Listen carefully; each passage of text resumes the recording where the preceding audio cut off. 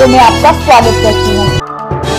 महाराष्ट्र में अब राष्ट्रपति शासन लग गया है। मोदी कैबिनेट ने मंगलवार को महाराष्ट्र में राष्ट्रपति शासन लगाने की अनुशंसा को मंजूर करते हुए इसे राष्ट्रपति के अनुमोदन के लिए भेज दिया था। राष्ट्रपति ने केंद्र सरकार की सिफारिश पर मंगलवार को ही मुहर लगा दी।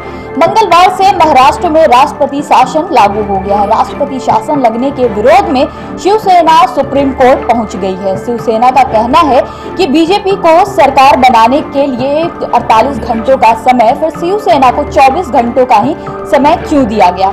राष्ट्रपति शासन लगाने के साथ ही राज्य का माहौल बदल गया है।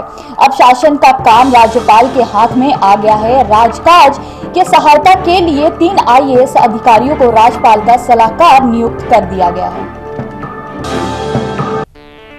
बीजेपी और जेडीयू के बीच सब कुछ ठीक नहीं चल रहा है। दोनों दल एक दूसरे को मात देने में जुट गए हैं। बीजेपी के कुछ बड़े नेताओं के अनुसार विधानसभा चुनाव में सीटों की संख्या और चेहरे को लेकर जेडीयू के साथ घमासान तय है।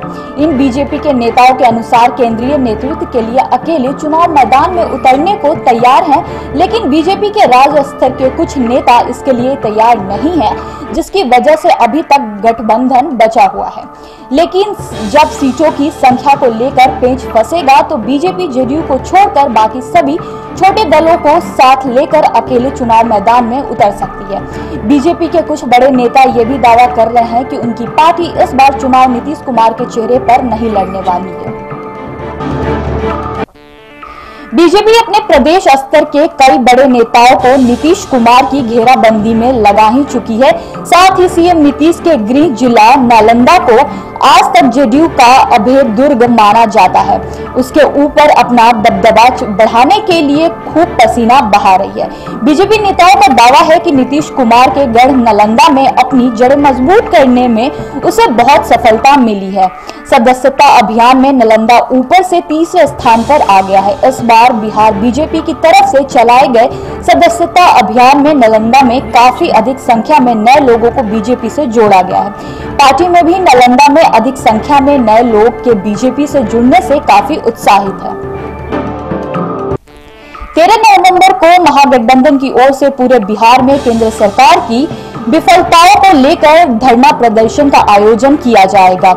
रालोसपा के राष्ट्रीय अध्यक्ष उपेंद्र कुशवाहा ने कहा कि पूरे बिहार में आयोजित होने वाले इस धरना प्रदर्शन कार्यक्रम में महागठबंधन के तमाम दल शामिल होंगे। कुशवाहा जीतन राम मांझी से भी उनके आवास पर जाकर मिलने के बाद कुशवाहा ने दावा किया कि जीतन राम मांझी आगे भी महागठबंधन में बने रहेंगे। गौरतलब है कि एक दिन पहले ही मांझी और मुकेश सहनी दोनों तेजस्वी यादव को कोऑर्डिनेशन कमेटी बनाने का अल्टीमेटम और नहीं बनाने पर महागठबंधन को छोड़ देने की धमकी दे चुके हैं।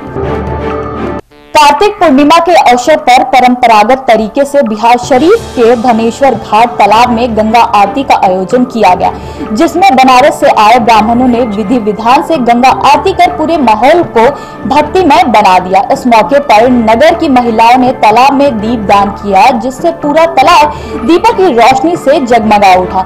इस मौके पर सांस्कृतिक कार्यक्रम का भी आयोजन किया गया, जिससे स्थानीय कलाकारों ने एक से बढ़कर एक भक्ति गीतों की प्रस्तुति की।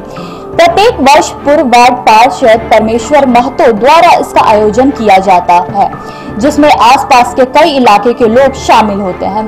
अगर आपको हमारी ये खबर पसंद आए तो हमारे चैनल को लाइक करें, सब्सक्राइब करें, बेल आइकन दबाना ना भूलें, ताकि इसी तरह हम अपनी हर खबरें आप तक पहुंचाते रहें। धन्यवाद।